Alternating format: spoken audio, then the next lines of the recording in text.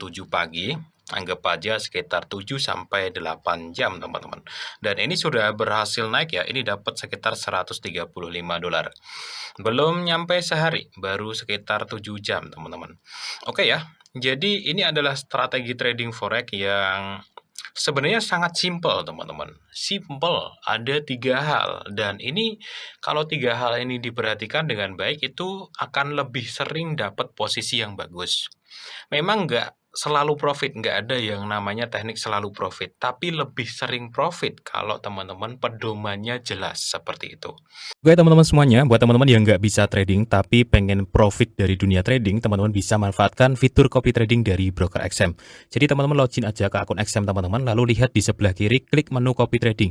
Nah di sini teman-teman bisa lihat para trader yang menyediakan akun master copy tradingnya. Di sini teman-teman bisa ikuti ataupun follow untuk salah satu master strategi copy trading yang ada di sini.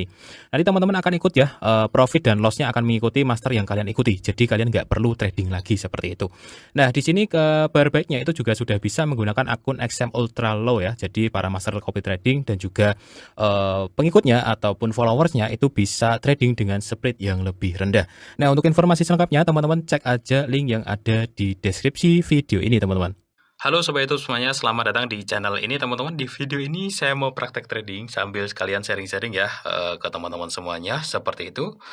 Jadi saya tadi sudah muter-muter teman-teman dari AUD USD. Ini sebenarnya ada momentum juga sih, cuman saya lebih milih pair yang lain. Ini ada signal buy di sini teman-teman ya, inverted hammer sebelahnya buka naik. Signal buy-nya mulai dari sini dan hari ini bullish ya. Oke. Jadi ini masih bisa sebenarnya kalau untuk jangka panjangnya. Supportnya juga semakin naik teman-teman. Bagus.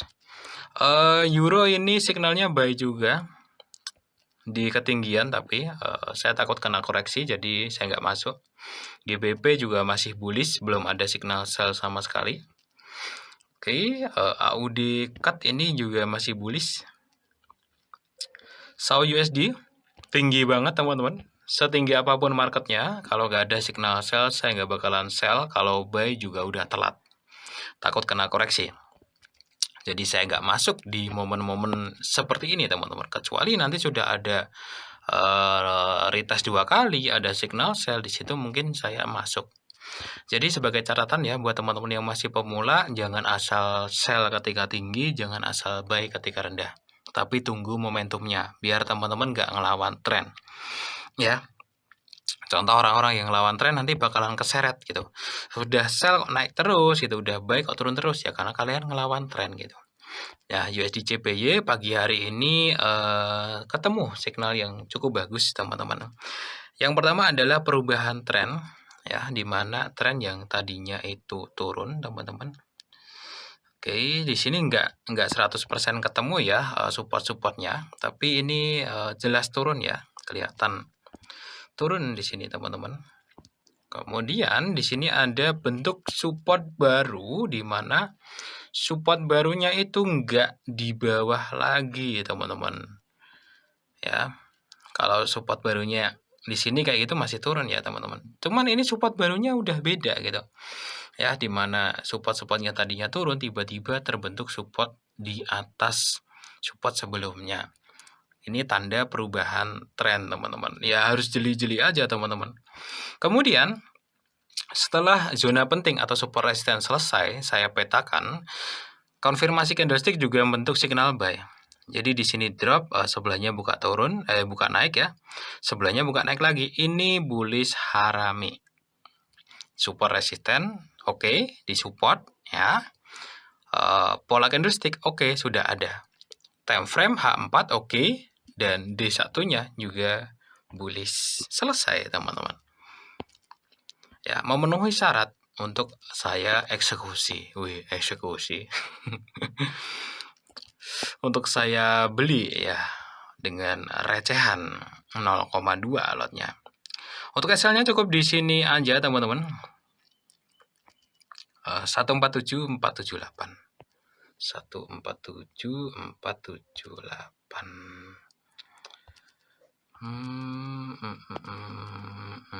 478. Kenapa saya taruh SL di situ ya, karena Jelas sekali pola bullish harami ini ya ketika dia tiba-tiba drop itu sudah bukan bullish harami gitu.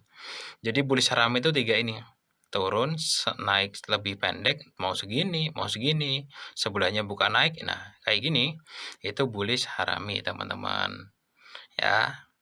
Nah kalau dia ke-break ke bawah berarti bullish harami yang ini itu enggak valid, kayak gitu.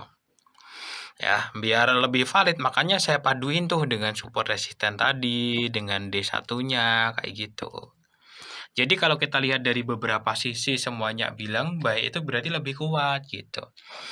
Kalau bullish harami kayak gini, tapi bukan di-support, ya bisa jadi cuman koreksi turun lagi kayak gitu. Makanya saya padukan gitu teman-teman. Banyak dari teman-teman yang komplain kalau masalah candlestick itu nanti berubah sendiri, ya mungkin karena kalian nggak memadukan aja dengan hal-hal penting yang lain gitu. Saya dulu juga sudah banyak mempelajari seperti itu, jadi makanya saya ketika entry sekarang lebih hati-hati dan itu sudah menjadi kebiasaan. Kalau belum benar-benar perfect dari beberapa sisi, dari beberapa hal tadi itu belum saya ambil gitu. Oke ya teman-teman, saya skip dulu. Ini adalah hari Jumat jam setengah 8 pagi. Tanggalnya ambain aja karena saya juga nggak tahu ini bakalan dapat jadwal uploadnya kapan. Saya di sini stok video aja sebenarnya. Tapi untuk tekniknya itu bisa dipakai sampai kapanpun ya teman-teman. Saya skip dulu. Ini adalah hari Jumat jam setengah 8 pagi. Oke teman-teman semuanya, ini adalah jam setengah 3 sore ya. Tadi saya entry sekitar jam 7 pagi, anggap aja sekitar 7 sampai 8 jam teman-teman. Dan ini sudah berhasil naik ya, ini dapat sekitar 135 dolar. Belum nyampe sehari, baru sekitar 7 jam teman-teman.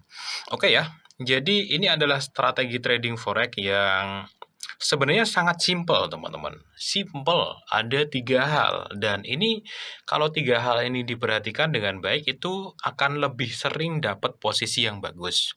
Memang nggak selalu profit, nggak ada yang namanya teknik selalu profit. Tapi lebih sering profit kalau teman-teman pedomannya jelas seperti itu.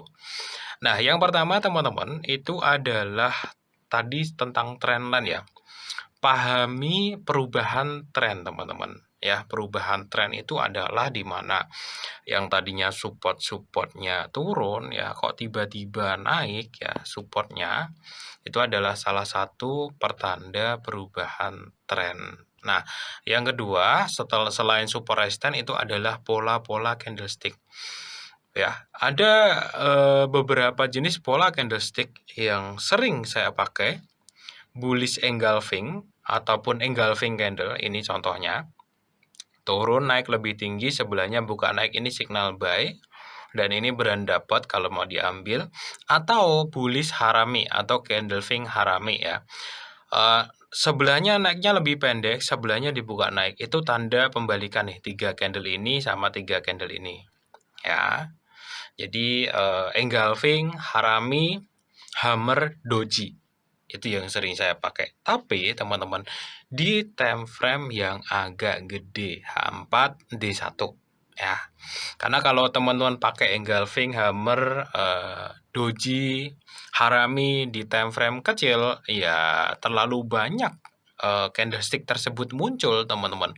Sehingga tingkat keakuratannya sangat rendah gitu. Berbeda dengan time frame yang agak gede, candlestick tersebut jarang muncul sehingga keakuratannya agak tinggi. Gitu teman-teman ya.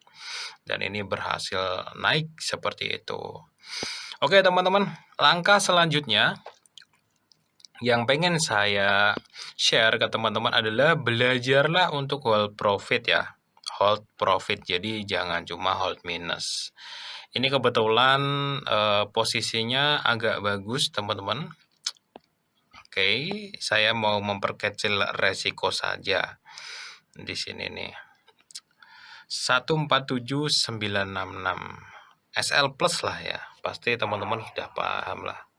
147966. Nah, belajarlah untuk hold profit teman-teman, karena pada saat profit itu sebenarnya jatah kalian. Memang untuk lebih percaya diri hold profit memang harus sering profit dengan cara itu. Jadi kalian pede gitu, buat nahan kayak gini tuh pede. Ya nahan, yakin kalau dia masih bisa terbang agak tinggi gitu. Memang harus harus dibiasakan gitu. Biasanya pemula tuh malah lebih, berani hold minus dan itu kesalahan besar, teman-teman. Ya, kita harus berani hold profit ya. Jadi saat profit kita tahan, kita maksimalin, saat rugi kita batasin dengan angka yang jelas gitu. Jadi teman-teman untuk menyikapi market yang tidak pasti, kita harus gunakan ilmu pasti. Nah, kepastian yang bisa kita terapkan dalam trading hanyalah kerugian ya.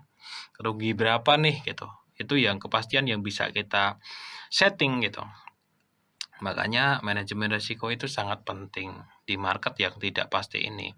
Nah, sekarang gimana nextnya? Nextnya ini sudah nggak ada risiko ya. Sebagai contoh aja nih kayak gini.